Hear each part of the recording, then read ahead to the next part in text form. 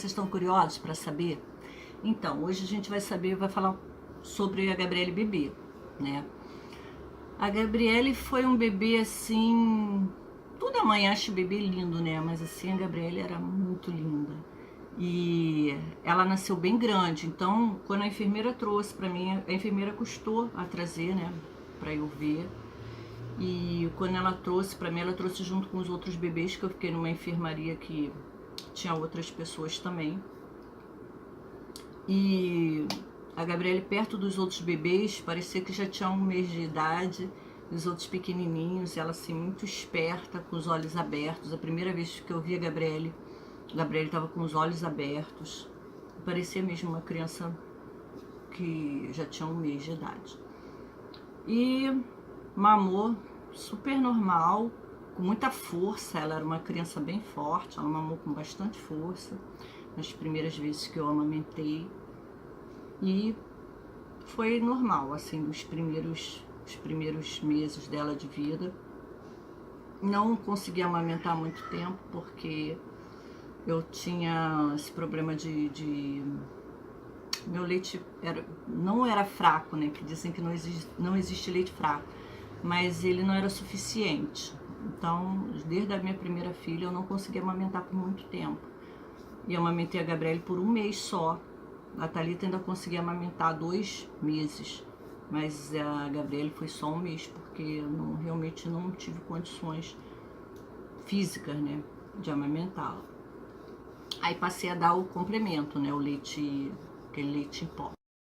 Então, eu fiz todo o acompanhamento dela durante todos os meses, que se chama puericultura, né, serviço de puericultura. Eu fiz no hospital público. Ela fez o teste do pezinho, fez todo o acompanhamento médico, né, que tinha que ser feito, eu fiz com ela.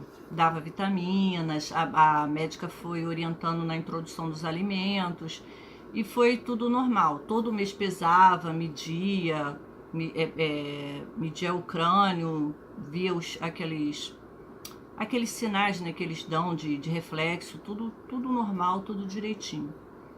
Até que e ela era super tranquila, era um bebê tranquilo. Eu tava desempregada, ficava fazendo as tarefas domésticas, e ela lá no carrinho, super tranquila, não ficava chorando, nem nervosa, nem nada não. Era só chorinho normal, né, de bebê.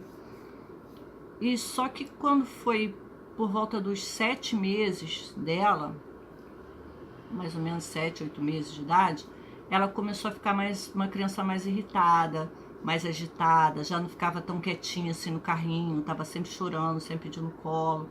E eu comecei a notar também, a partir dali mais para frente, que ela era uma criança que não me dava muita atenção.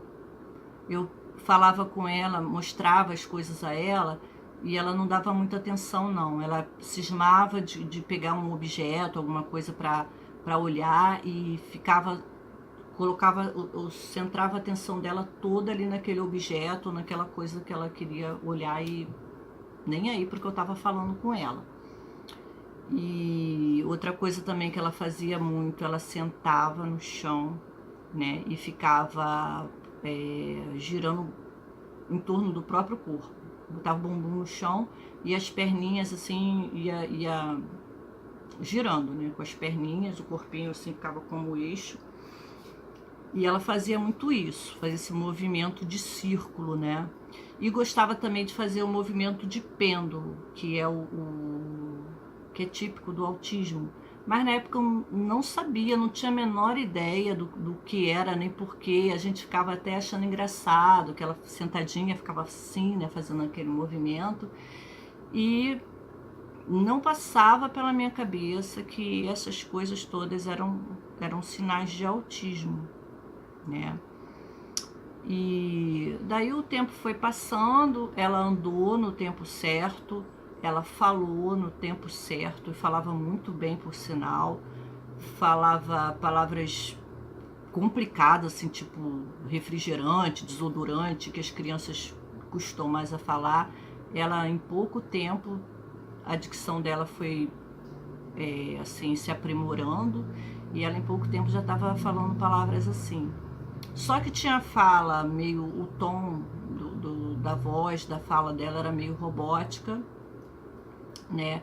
E ela repetia muitas coisas, às vezes ela perguntava alguma coisa e se a gente começasse a responder, ela já não prestava muita atenção, mas ela perguntava, ela tentava se comunicar com a gente e conseguia se comunicar, ela conseguia dar o recado dela, só que a gente não percebia que tinha algumas coisas ali que estavam um pouco diferentes, na maneira dela se relacionar com a gente, estava um pouco diferente do caso da Thalita. A Thalita, ela fazia aquela interação mesmo na conversa, já a Gabriele não, era uma coisa assim, curta, objetiva, né? Ela falava o que ela queria falar e fazia a pergunta que ela queria fazer, ouvia, lhe a resposta, satisfez, ela não levava a conversa em frente como a Thalita fazia, né, como as outras crianças fazem. Mas aí a gente achava que era coisa do temperamento dela, né? Cada um é de um jeito, mas não era. Então, nos próximos vídeos, a gente vai explicar melhor, né? E vai contar mais algumas coisas sobre a Gabriele e quando que a gente começou a perceber que alguma coisa não ia bem ali com ela. Tá bom? Bye, bye. Tchau. Até a próxima.